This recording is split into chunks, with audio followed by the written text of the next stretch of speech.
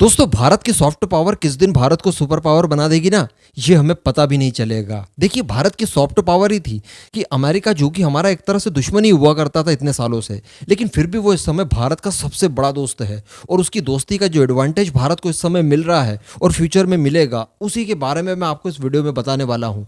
यकीन मानिए कि अमेरिका की मदद से भारत के तेजस मार्क 2 और एम का इतने ज़्यादा आगे जाने वाले हैं कि हो सकता है वो F-35 को भी पछाड़ दे। ये सारी बातें मैं आपको बताने वाला हूं, किस तरह से एमका और तेजस मार्क 2 के लिए जमीन तैयार खुद अमेरिका करके भारत को दे रहा है। ये आज आप वीडियो में जानने वाले हैं। बस नीचे आप कमेंट बॉक्स में जय हिंद जरूर लिख दीजिएगा। देखिए दोस्तों, इस समय दुनिया के कई सारे देश जो कि रशिया से हथियार खरीदते थे, वो हथियार नहीं खरीद पा रहे हैं क्योंकि अमेरिका के काटसा प्रतिबंध बीच में आ जाते हैं। हमारे ऊपर भी काटसा लग सकते हैं क्योंकि हमने S-400 की डील रशिया से की है।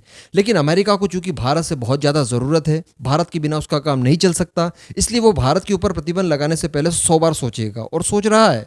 लेकिन अगर भारत की जगह कोई दूसरा देश होगा तो वो बिल्कुल भी प्रतिबंध लगाने में देर नहीं करेगा। मान लीजिए अभी इंडोनेशिया की बात कर लेते हैं, जिसने रिसेंटली फ्रांस के साथ 42 रफाल की डील की है। वो पहले चाहता था कि कोई रशियन फाइटर एयरक्राफ्ट खरीदा जाए, और रशिया के और इंडोनेशिया के रिलेशनशिप भी अच्छे हैं। पहले भी कई तरह की डिफेंस डील हो चुकी है। लेकिन इंडोनेशिया को पता है कि अगर हमने रशिया से फाइटर एयरक्राफ्ट खरीद लिए तो अमेरिका के प्रतिबंध लगने ही है। ऐसी परिस्थिति में वो अफोर्ड नहीं करता अमेरिका की दुश्मनी। इस वजह से हुआ क्या कि उन्होंने रफाल खरीद लिए, रशियन फाइटर एयरक्राफ्ट को नजरअंदाज कर दिया।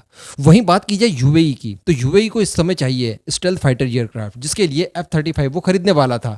लेकिन अचानक जो बाइडन ने ये डील कैंसिल कर दी और ऐसी परिस्थिति में स्टेल्थ फाइटर एयरक्राफ्ट यूएई को नहीं मिले। इसकी जगह वो रशिया से उसका Su-75 या फिर चेकमेट, जो कि स्पेशली रशिया ने भारत, यूएई, इंडोनेशिया इस तरह के देशों के लिए बनाया है, वो खरीद सकता था, उसकी डील कर सकता था। रशिया बड़ी आसानी से उसे सेल कर देता।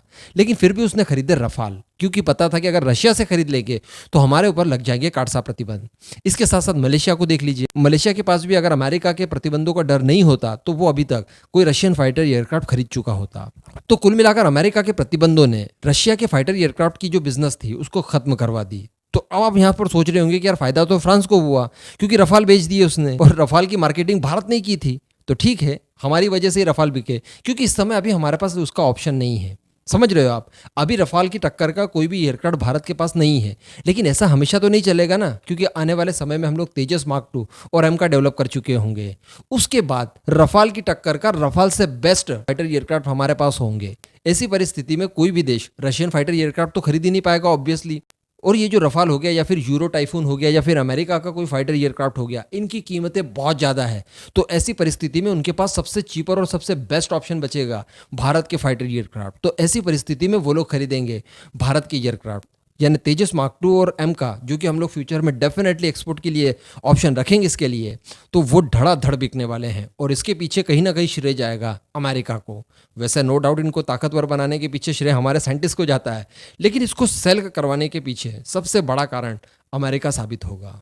जब आने वाले समय में हम लोग तेजस मार्क 2 और एमका को इस्तेमाल करेंगे चाइना और पाकिस्तान जैसे खतरनाक देशों के खिलाफ, तो यकीनन इनकी वैल्यू अपने आप बढ़ जाएगी। और सबसे बड़ी बात कि ये अमेरिकन फाइटर एयरक्राफ्ट या फिर यूरोपियन फाइटर एयरक्राफ्ट इनकी तुलना में बहुत सस्ते होंगे। इन सभी के ऑर्डर हमें ही मिलने हैं। इन फ्यूचर जो हमारी फ्रेंडली कंट्रीज़ हैं, जो कि दुनिया में सबसे ज़्यादा है, भारत की जितनी फ्रेंडली कंट्रीज़ है मेरे ख्याल से कोई किसी भी देश की नहीं होगी। तो ऐसी परिस्थिति में बहुत सारे ऑप्शन होंगे हमारे पास, हमारे खुद के स्वदेशी फाइटर एयरक्राफ्ट बेचने के लिए। तो कहा जा सकता है कि तेजस मार्क 2 और एमका के लिए फ्यूचर की जमीन आज से ही अमेरिका ने तैयार कर दी। नो डाउट नुकसान रशिया का हुआ, लेकिन उससे हमें कोई फर्क नहीं पड़ता। हमारा फायदा हो रहा है, हमारे देश का फायदा हो रहा है। ये बड़ी बात है। अब इस पूरे मुद्दे पर आपका जो भी मानना हो नीचे कमेंट करके जरूर बताइएगा।